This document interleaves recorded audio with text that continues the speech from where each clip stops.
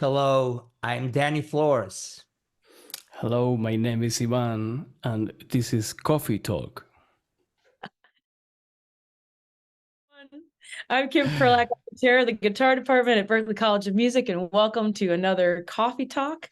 As usual, we're joined by our assistant chair, Sheryl Bailey. Hey, Sheryl. Hey, everybody. Happy coffee time.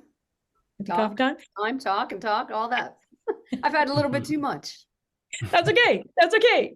And Ben Cody's here, our senior coordinator. Hey, Ben. Hello. How are you? And today we have two special guests. We have our Valencia guitar faculty. We have Danny and Ivan with us. Hey, you guys. Hey, hello. It's great to have you. Thank you for being with us.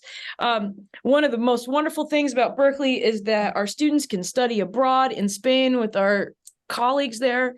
And so we're here to hang out and learn more about them, and also about what students can expect when they go over to Valencia. And this is really perfect timing because we had 3 students come in and say, I'm going to Valencia.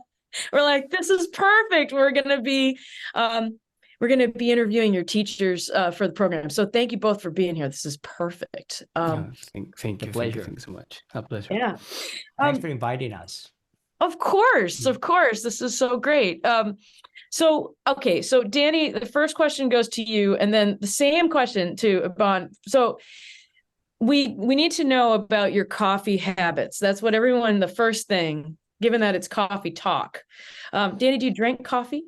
I do. I used to drink more coffee than I do now, but I still have my morning coffee because, in fact, I have a tune that is called Morning Coffee First Reflections. So, yes, morning coffee inspires me to write music, which is cool. Yeah, but I used to drink more coffee before. Now I'm kind of maybe a couple of Spanish coffee, which is not the American coffee, by the way. American coffee is very light. We when we talk about coffee, we mean espresso or double espresso, that type of coffee. European coffee, I would say. Yeah. Okay. Well, I mean, first of all, the next time you come here, one of our great innovations in the coffee bar in the guitar office in Boston is that our student workers make a pot of coffee. And as a Spaniard, I think you would appreciate it because it's most of our Latin American and Spanish students make the coffee, and it stains the counter. It's that strong. And so it really is kind of the rocket fuel. So we're really changing American coffee here. I think. Yeah. Also, we want to hear that tune sometime. I want to hear absolutely. It will be in my next album. Yes, Morning Coffee Fresh Reflections. Good. Yeah. I love it. Okay, what about you, Ivan? What do you think? I love coffee. My favorite coffee is espresso, double espresso, obviously. Yeah, strong flavor, no sugar, no milk, like a bomb. And I think that I drink like 4 or 5 per day. I drink a lot. I'm trying to drink a little bit less, but as Dennis said, sometimes even the music sounds better with coffee. Yes. It's a funny way of being optimistic. Sometimes, with your coffee, you begin to write music or practice a little bit, doing a little bit of technique or whatever. And all feels better with a little bit of caffeine. Yeah.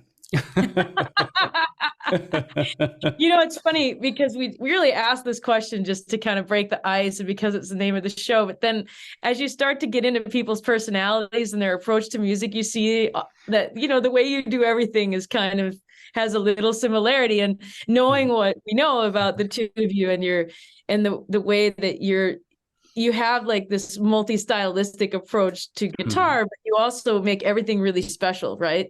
And you're trying to help students do that because often people are coming to you from Boston and they're coming for a semester abroad, or they're coming as their introduction to Berklee for first year abroad.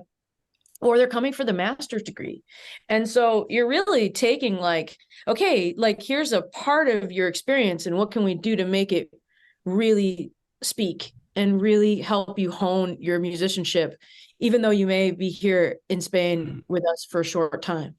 And one thing I wanted to ask you, just as a segue into your own musicianship, is what is your philosophy? Maybe Yvonne, you could start with this one. When you're working with students who are coming, you're a multi-stylistic player, and students of all different styles are coming to you. What do you think is like unique and specific about what you're able to give them in the environment of being in Valencia, and how do you take kind of your own perspectives and help them find their own voice or help them hone what they're doing in their own way? It's a great question. I love to think about the music as a universal thing. I don't like so much the tags. It's like I like rock playing or blues playing or jazz playing or classical playing. For me, music is music is music. So since I was a kid, I loved to listen, everything. I enjoy so much playing so different styles, and I try to learn from everything. So the first day, for me, is like an adventure because every student is completely different. Some students love to play like electric, others love to play acoustic, even flamenco, for instance. Some of them want to learn a little bit of flamenco or jazz, playing more improvisation skills. So I enjoy so much this situation because I'm stimulated and talking about so different styles and work with different repertoire. And I love to fit the lessons. Obviously, we need to talk about the technique, and the technique is the same for every student. The scales, the chords, modes. But I love to customize the lessons for every student. I enjoy a lot the lessons, and I think that is more special for the students. I try to do my best. I mean, that's beautiful. And so, Danny, the other amazing part of your work there is that you're also teaching core subjects like music theory. And so, Yes. how are you helping students connect their musicianship and what they feel like they fall stylistically with the importance of making that connection to how music is structured and perhaps like how the fretboard is structured?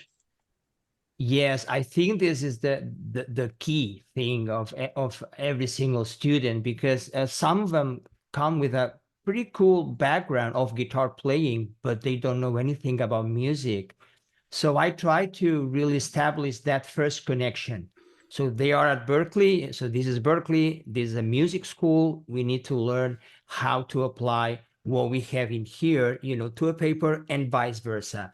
So that's for me. Well, before I continue what Ivan said, he's so right. The first day is like an adventure, and I totally agree with that. So when they come, they are very anxious. They want to like rock, and they want to play everything, and sometimes we need to calm them down and say, okay, we need to go through we need to take this path through music. So we need to learn scales and chords.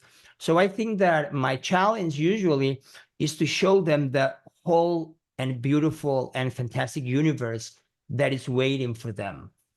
So being a guitar player and also being a musician, which is the overall thing. So sometimes we talk about, being a guitar player, a guitarist, but there's also so many things to talk about, in relationship to that. So I think that's important, and usually they know more than they think they do, but it's in a way we have to just guide them. We're just helping them to find their own path. I think that's important, and that's from the very single moment that they just get into the room that we have to show them this path. That's what I try to do. Yeah, I think this is how we're so aligned because people always ask us like, well, in Boston, you have so many different stylistic avenues. Mhm. And then we have the Valencia campus. And then there's also now programs in different parts of the world and different parts of the country. And I think like in the guitar department, we've really made this move to say like, we really honor what we call the proficiency materials, which many of you who are listening who are not Berklee students, you can see that in our book that we have, Berklee Guitar Theory. And so we have this similar vocabulary. So then students can go and master the styles that they want, but we all have the same vocabulary that we have in common. Then you can kind of go to a lot of different influences. And what I think is really interesting about what the two of you do is it's not just that, you know, you have the common vocabulary and you're helping them in different styles. You're really helping a lot of our students for the first time in a different country or a different part of the world, because there are people from Europe and from the Middle East and from different parts of the world that start in Spain that may be familiar with being in Europe. But there are a lot of Americans who have never traveled internationally. And so I want to start with a short little story and then ask you your perspective on kind of welcoming people to another culture and helping them find their route there. And then and what opportunities you see. And my little story is that I have this beautiful flamenco guitar that I bought in New York City when I was 15, my first ever really nice guitar, first time ever to New York. And it was made in Granada on a label. And I had learned about the maker. And when I knew I was going to Spain, there was a Granada trip at the time when I was coming to visit you guys. And I said, oh, like, I'm going to try to find this person. And the student affairs folks were like, oh yeah, we're going to walk right past that shop when we come out of the Alhambra. We're going to come right by. And then, so I looked for the address and then they said, I knew a little bit of Spanish. They're like, you're on your own. You're going to figure it out. So that was my first experience, like being in Spain and like having to use the Spanish that, you know, is like, okay, is it really going to work in reality? You know, and the door was closed when I went there, but the next place was open. And it turned out the next guy was Antonio Ariza, who had made my guitar. It was his best friend, Manuel, who everybody calls El Doctor. He wears a lab coat and he's like the repair person, right? And he repaired Paco de Lucia's guitars, and he said, like, we were able to speak to one another, and he said, wait a minute, I have an American friend, I'm going to call him on the phone. And he came over, and that guy and I had the same teacher when we were growing up, and then before you know it, he had called all the flamencos to come, and we got all the students to come, and we had like a big party, like playing the guitars. And it was this wonderful thing for him because it was someone who knew his best friends through the guitar. And it was just this wonderful experience, but also really great for me because my new friends from the Valencia campus, they kind of made sure I had just enough tools to have a new experience. And I know that's what you all are trying to do for the students who come to you. And so I guess one of the questions I have, I think when people are apprehensive of going to a new country is like, what do you see as like, what are some of the things that are so special to this experience going to Europe and going to Spain as a guitarist that really are unique to the experience of going to where you are that you wouldn't get in Boston? First, obviously, travel is always fantastic for everyone. And even if you are not a musician, you know, being in contact with different cultures is always a beautiful experience. You learn a lot. And I think that, yeah, in Spain, obviously the guitar is like this, you know, it's like our flag. It's our, you know, is the Spanish guitar is I think that one of the most important instruments. So it's so easy to listen a lot of guitar players here. So and also the community of musicians of here of Valencia is really big. I mean, the city is not too big, but you can find a lot of places with different kind of, you know, concerts, big concerts like clubs, jam sessions of a lot of different styles. For instance, we have jam sessions for for classical music even, and also for flamenco music, not only jazz music, rock music, blues music. So and also we can walk a lot. Valencia is so easy to travel. So you can only pick your guitar and walk a little bit and go to, you know, Thursday night, you go to the place and you find a lot of interesting musicians that want to enjoy your music and want to listen beautiful compositions. So it's always a beautiful experience. And also traveling in Spain is easy. It's easy because, you know, the cities are, you know, cities like Barcelona or Madrid, or even, you know, if you want to go to the south, Sevilla, or, you know, you have a lot of beautiful places with a lot of musicians and different styles, different traditions. So only by 1 hour or 2 hour travel, something like this. So it's also, you know, we have an amazing weather. What can I say? I love Valencia. This is my city. So I love that. so yeah, I think that this is very stimulating for all of the students. I think that they tell me that they love Valencia and they love the community. So they have a lot of opportunities to meet different, you know, different musicians, different people, and, you know, and learn from that amazing experience. Mm. Also, Danny have all of the open mics, right, Danny? Yes. You know, Berklee organize different jam sessions and concerts. Danny can tell you more about this, I'm sure.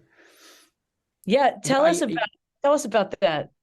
I usually coordinate an open mic and a jam session that happens every month. So usually we have 3 during the semester where people just play and sing, you know, and it's been this is the second semester that we do that, and it's been a fantastic experience, and especially with the guitar players. I look They are amazing. I look the pictures and, you know, looks like a good party. It is because I think, you know, Valencia is a very small campus, so and people want to play. People really want to play, and we have to give these opportunities to them. Not only outside the school, because, you know, it's plenty outside, but also at, you know, on campus. On campus. And you know, I always remember when I was at Berklee, Boston, you know, in the cafeteria while we were having, you know, dinner, where people were just playing, you know, the students were playing. And that's my dream here, you know, to have these special moments where maybe it's, you know, somebody just playing guitar, or somebody just singing, or maybe 2, or maybe a trio. So this will happen because we're under that expansion, and as soon as we have where the building is completed, you know, we may have that place where people can play.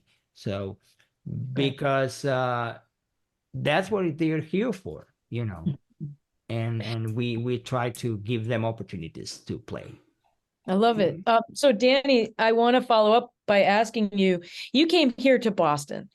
Yes. And one of the things that people say a lot, or they ask a lot, are like, what are the different opportunities in professional music, in the working world, that happen in Europe that maybe are different than the opportunities here in the United States? And I know that you would be great to speak to that, having been here and spent some time in Berklee, Boston. So what are the things that you're seeing that you've taken advantage of in your career that you see are career paths for people who are in Europe?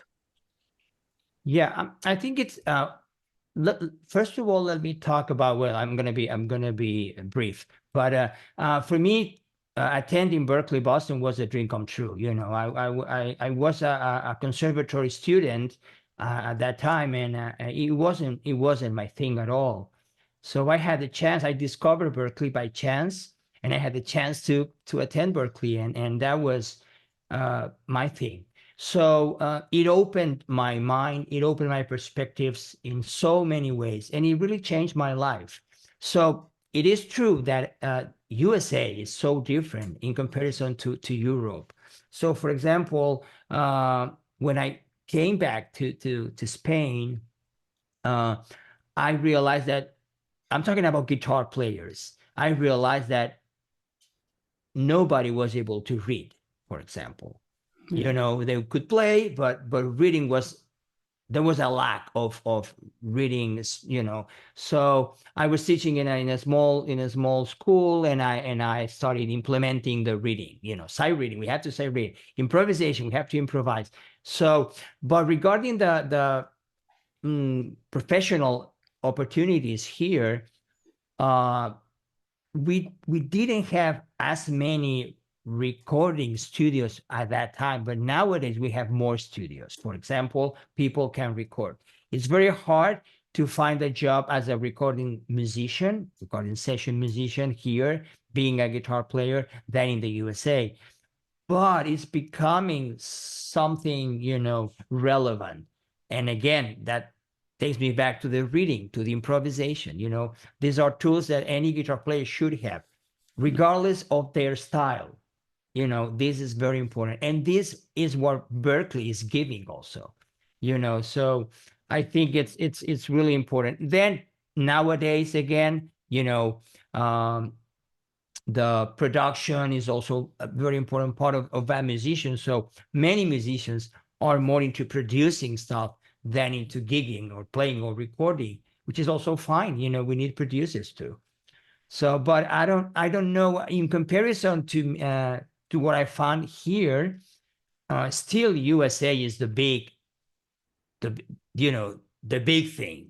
But in Europe, we're also having a lot of work opportunities. So that's the key thing, to have a work opportunity, a job opportunity. That's the real world, because people, when they are at school, they are fine, they are cool. But when they leave school, it's hard. I mean, even in Boston, I remember I was in love with Boston, period. But when I was done with Berklee, I was like, what am I going to do now? If I don't have a job here, how can I survive? So yeah. Yeah, it's almost like you were just having lunch with us out in the and you're not a time zone away. I mean, like, both of you are so multifaceted. You're master teachers, you play different styles, you've produced, you write. And so I'm going to kick it to Iban and just ask you kind of a similar question, like, with your personal experience, like, what has it been like building your career, and how do you see things moving forward, for the students? Like, are there things that you feel like have really changed from where you are sitting in Europe?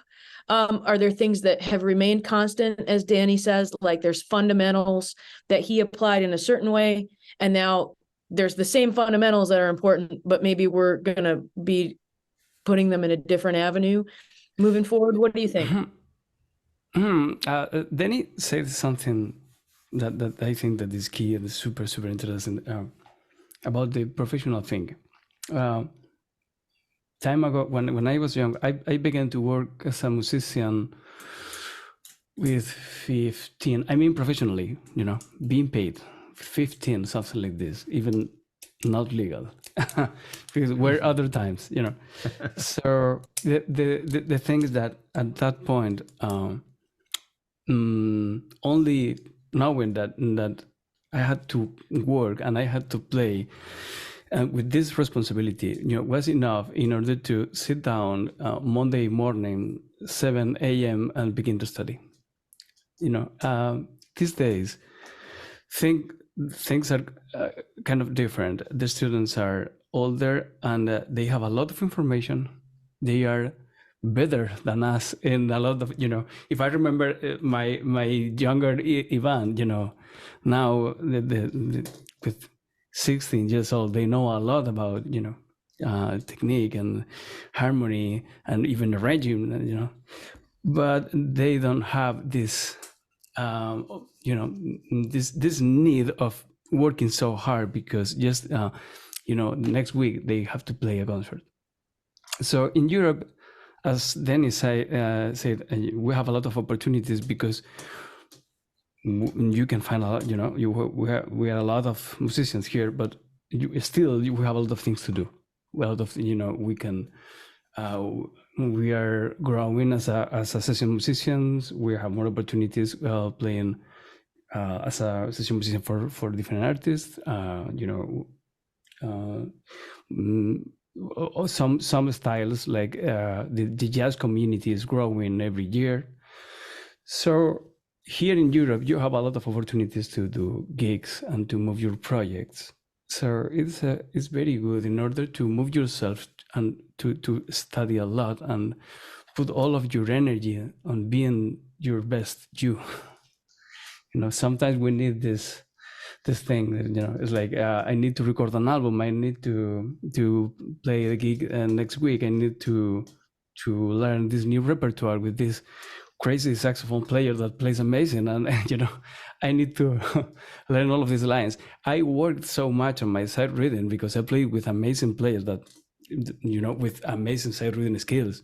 So in the rehearsal it was like, I at the first moment, you pick your chart and the other players are just playing, on the spot in a second. So all of these things lead to work so hard and do your best thing, Mm-hmm. And in Europe, I think that we are growing fast and we have a lot of different opportunities.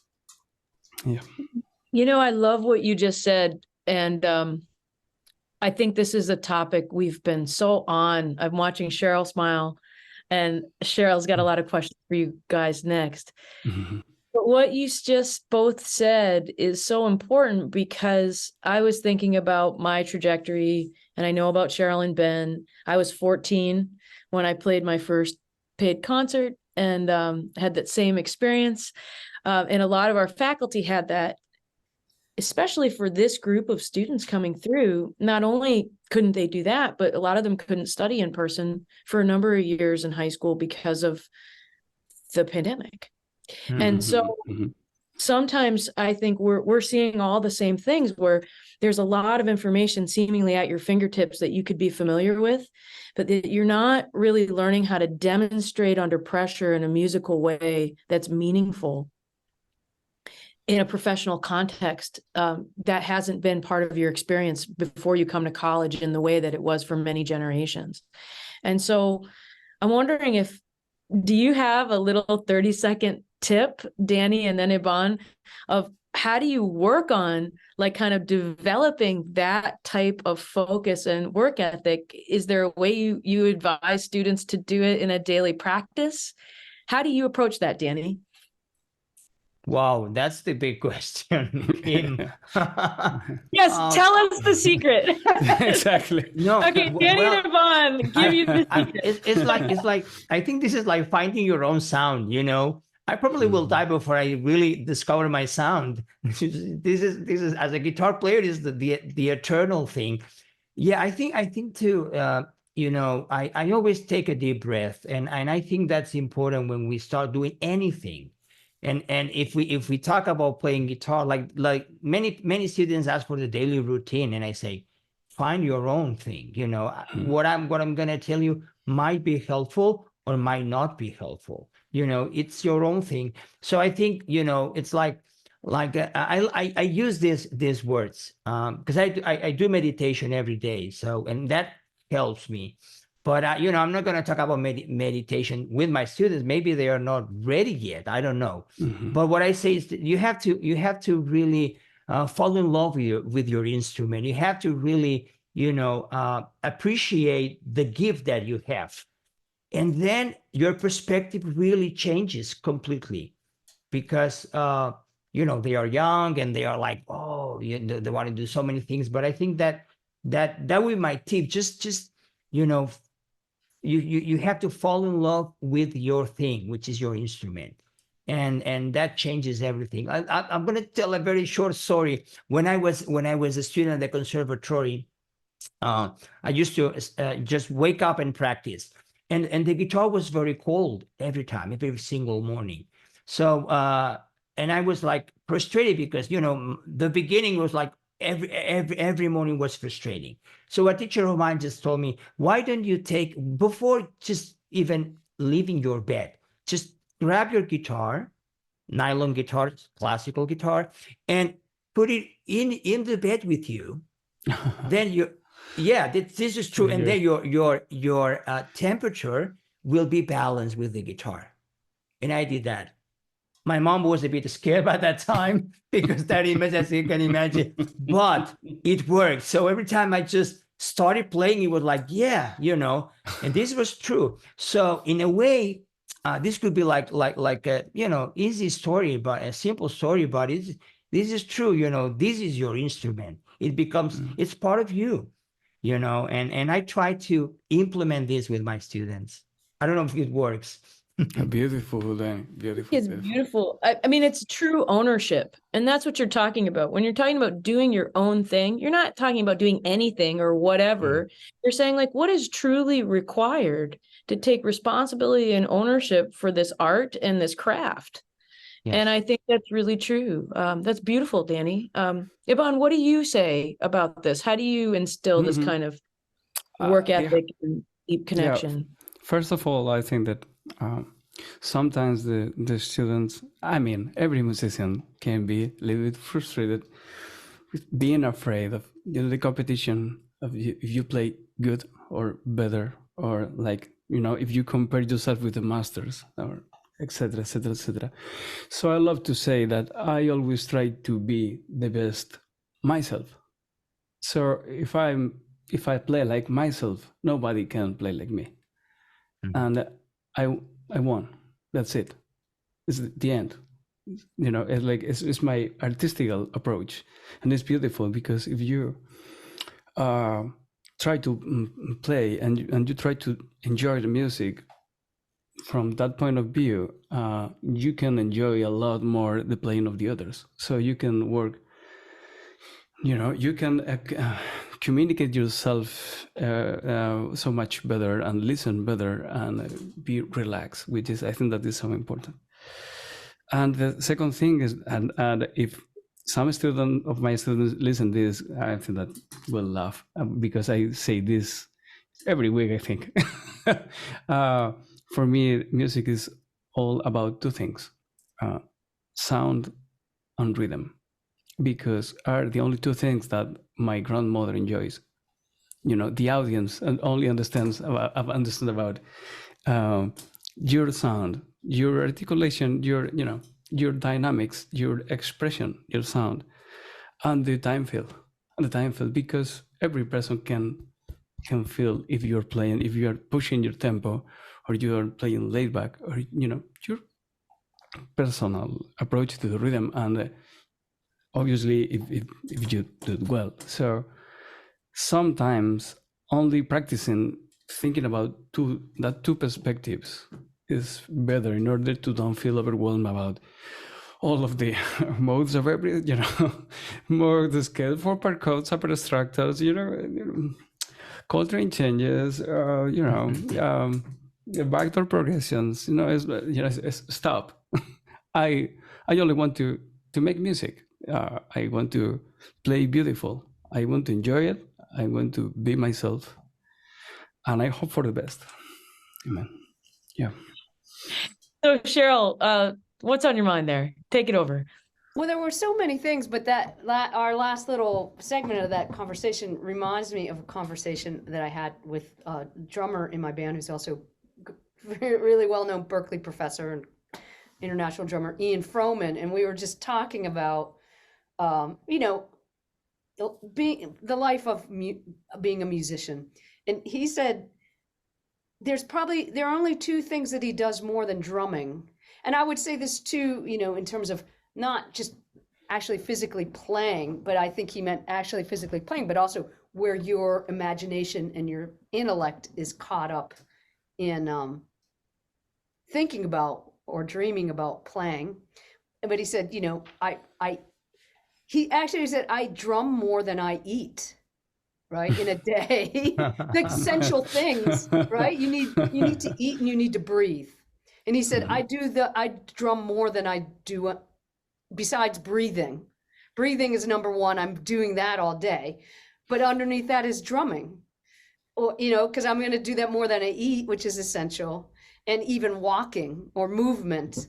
I have to walk everywhere, but I'm still probably drumming more than, and I said, yeah, that's really the life of a musician, is you're engaged in that, either the physicality of it or your imagination with it.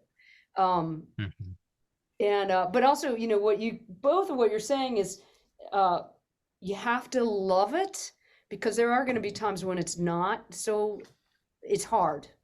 And that love will take, just like it's a relationship, really. Any relationship you have, gonna have rough times. Sometimes you're gonna have a fight, whatever, and you're gonna make up. But anyway, you have that commitment to it because you love it so deeply.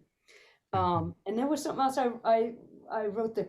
Oh, well, there's something that actually Kim has really brought up with the students, and this came from a discussion we had with David Tronzo, Professor David Tronzo, is about who's your favorite guitarist, and the answer is me. And understanding that not in an arrogant way, because if you are not your favorite musician,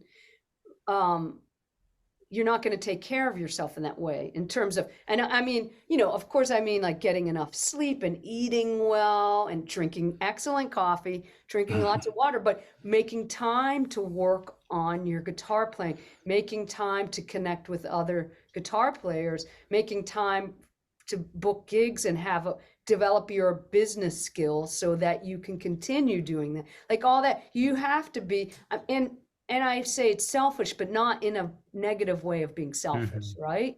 It's not being unkind to others in a selfish way. It's just really looking out for your craft in that way. So I think that's really, really great, you know, like this little part of the conversation. And the only other thing I want to say about that is the reading thing. And also I think Danny, you brought that up about reading and using our ears is such a big part of it, but being a professional musician, being able to work in a lot of situations and also communicate with other musicians who, you know, beyond the guitar, beyond tablature or something like that.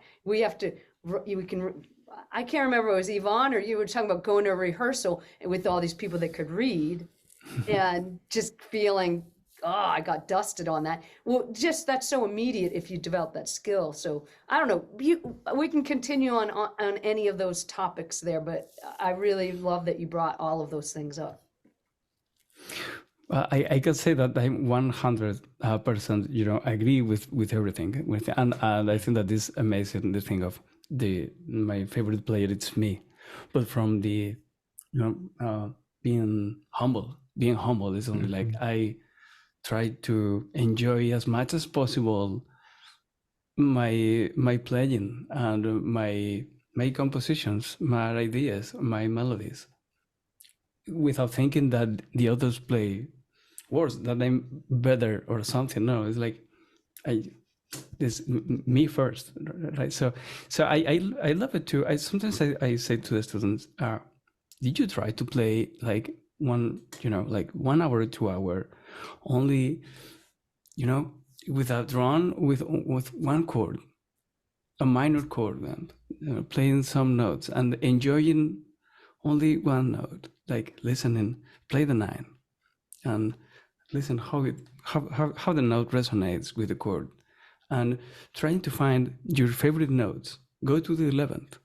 Maybe you love the 11th, maybe not. Maybe it's my favorite note of the minor chord, maybe it's not yours. So you're building your personality as an artist, doing this kind of process, and this is a beautiful process that had to be like optimistic. You can't practice thinking like, oh, I'm not playing good. Oh, look this sound. Oh my pick. I'm not sure of the amplifier. What happens? I need a new guitar. I'm going to buy a new pedal. No, it's like you need to love what you're listening. Try to sing at the same time that you're playing the note. Try to be part of the thing. So agree 100. Agree 100. Yeah. This is fantastic. I'm just I'm really happy to be here with you all, because this is really, really great. Yes, yes. It's like, Oh, thank you very much. sometimes I tell my students, my life changed when I discovered the first inversion, and they just laugh at me, but it's true, And when you listen to that sus4 chord with a hybrid, it's like, wow. But and I totally agree what you were mentioning, Sheryl, about, it's not about an ego thing. Ego is something else. Yeah, we need to be our favorites, because we always, as musicians, we keep torturing ourselves like crazy. I play like, I'm not a good player. My sound is like boo, whatever. So, and that every time we think that way, the darkness comes.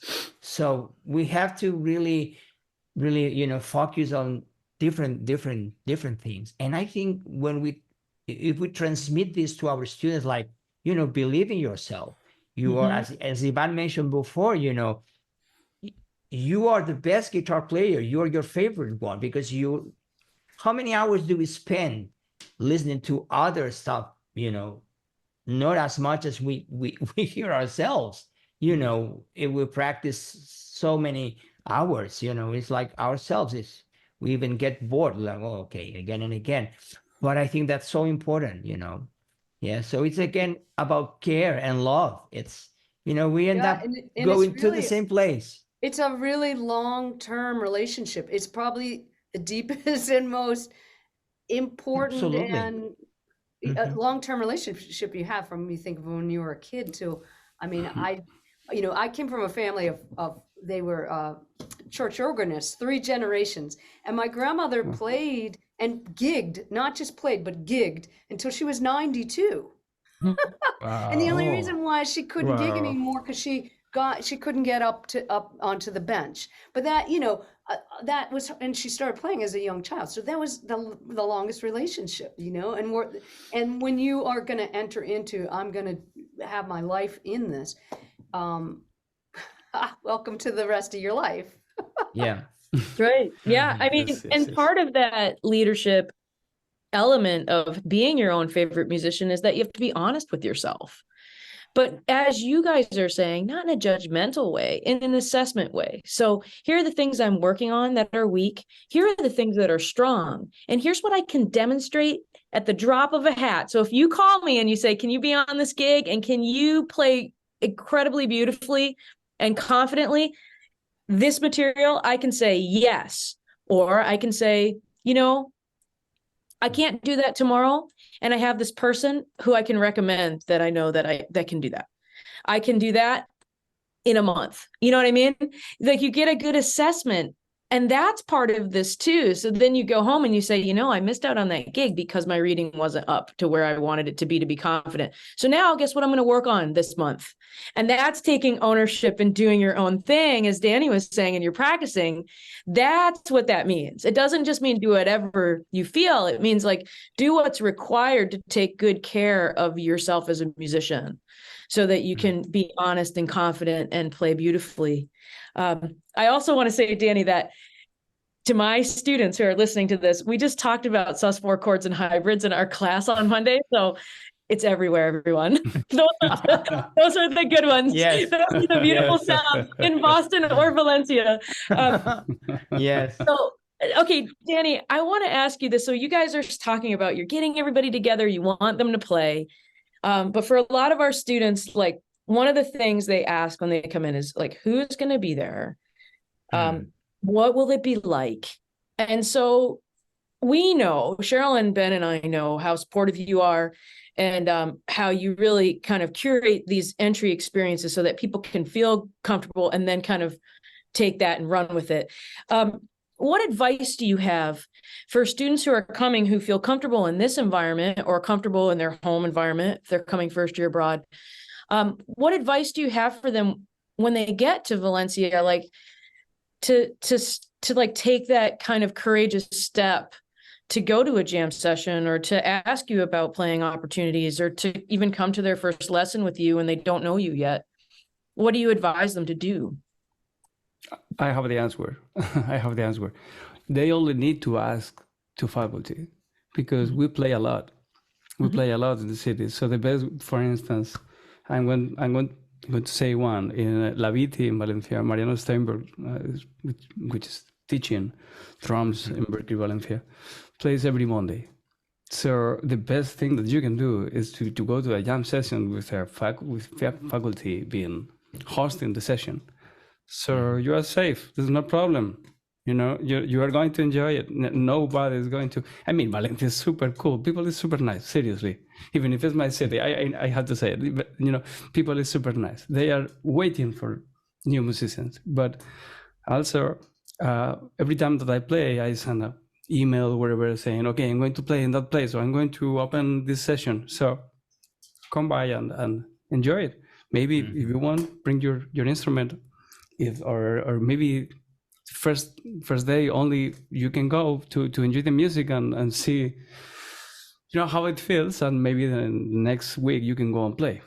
So I think that this is best advice is talk to faculty. Yeah. What do you think, Danny? I totally agree. We try to create a very welcoming environment and at the same time very challenging one. It is true that we don't have so many students, so the feeling is not that competitive because it's not like when you go to somewhere that is full of guitar players, and everybody's like, oh my God. So but what Ivan said is totally right. The best opportunity that they have here is go outside and play. Yes, and we always share our experiences. Ivan was playing in the Palo of the Arts some time ago with Sole, which was a very famous artist. I was also playing with Serafin Zubiri with the full orchestra. We share our experiences, and we want them to see us, as a helping guide. Yes. And like we try to show them the tools to play, and find opportunities. Some of them are young, and they are still like, maybe it's the first time that they come to Europe. Maybe it's the first time they just leave home, and it's hard for them. And I had some students who have been struggling with, homesick problems and in class, and we try to really address the situation, the best we can.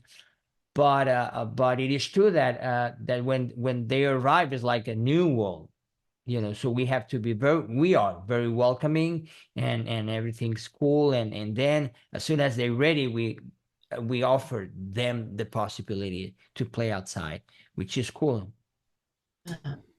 So Sheryl, before we hand it over to Ben, do you have any other thoughts you want to share? No, I think this has been a great conversation and a great way to connect with you guys in our shared love of our playing and Yes. and yeah, dealing with how do we dig deep and work hard. It's really great. Yes, it's been a pleasure. It's been a pleasure. Yeah. Okay. Absolutely. So now, Absolutely.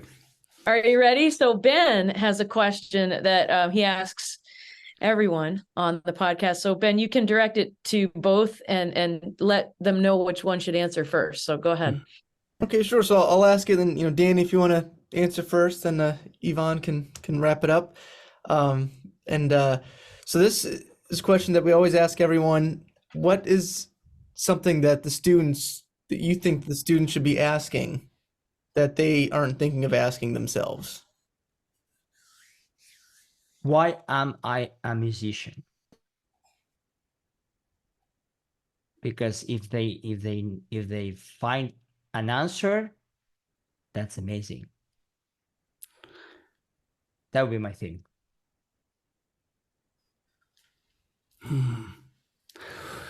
Wow, Danny. Okay, that was amazing. I don't know what to say. I wasn't expecting that question. Oh my God, that's a big big question. Okay, big Wow. question. I need to copy you. It's like Are you sure that you do you want to spend all of your energy and love and passion for the music in order to enjoy this amazing life? It's like we need to put all of our effort in the music, so we need to be sure that we want to do it. I mean, the answer is always yes. So yeah. Yeah. I love that question. I love both of those answers because I think it goes back to that thing that Danny brought up by what is really ownership of something, of doing your own thing as ownership of all of the rights and responsibilities really of being a musician, and is this really what you want to do? And so if it is, why not devote everything necessary to make it beautiful and successful? Even when things are hard or when you're in school and you don't necessarily see the value that will come from learning theory or ear training or some of these other subjects. And then later you'll say, I'm really glad I took that liberal arts class because it helped me organize my thoughts in a certain way. And now it really helped me read these contracts. Or, there's so many things that come of experiences. I was telling a student the other day, when I was in undergrad, the guitarists had this big movement. We didn't want to take choir anymore. and we asked to not take choir. And the dean at the time said, no, you have to take choir. And in 5 years, I guarantee you're going to write me a thank you note that I made you stay. And I totally wrote the note because I thought, oh, I know what I learned from doing that now. You know what I mean? I know what I learned about voice leading and using my ear and arranging and just having a sense of other music for other instruments. And, now I can't believe at my age now that I ever would have thought that wasn't important. And so I think sometimes those reactions come from a fear that you won't have enough time to do something you care about, instead of realizing that everything that you're asked to do is a part of getting better at what you care about. So that's really beautiful. That's great. Yes. Yeah. Ben, what else is on your mind? Well, I think just going back to the conversation of kind of essentially having the instrument be a relationship, in your life, and I think kind of goes back to the conversation you and I were having earlier this week, Kim, where I think so many of us, when we first start out playing, it ends up becoming an escape. It ends up becoming, something that's kind of, more of a comforting aspect of the life. And when you make the choice to dive in and make that your career, you have to learn that you have to be able to separate the instrument as, a comfort, as an escape from, all right, this is also a craft, it's a job too that I have to do. And it's okay to still have both of those sides of the instrument, but it's just having the awareness that, I had a long day, I'm just gonna, play a little bit just mindlessly, and just kind of as an escape. But then at the same time, being able to every day say, all right, I need to work on, these arpeggios, or, I have a gig coming up, I have to learn these songs for, and being able to sit down and treat it as a craft rather than, just as what I think is what's kind of ingrained in a lot of, like myself included, because when you start off the instrument that way, it can be difficult to kind of have that awareness to break it off, to as a craft. And it's just kind of knowing when you can do which application of it. I think that is, I agree 100%. Danny said something super interesting. I don't do meditation. I don't know how to do it, but I always thought that practicing for me is kind of a meditation state. I try to affront this situation of learning something new as relaxed as possible, and I love to think that I'm meditating. That I'm taking my time. I want to go into the study. So it's obviously it's completely different to play music as a hobby without, I play only what I want when I want. I don't have any, any need of practicing in the morning because I have a gig in the afternoon. And if I'm tired, I don't play, and that's it. I don't practice, and that's it. But because it's so important to understand that it's a craft, I'm completely, I agree 100. We need to learn to practice and to be better and to improve as a musicians in a relaxed way, in a positive way, enjoying the process, listen to yourself, thinking that is a beautiful thing, that you are going to play in the next concert probably better than in the last one. And if not, the next one will be better. And the next morning you will be better. It's completely sure. Everybody, if you work, you improve.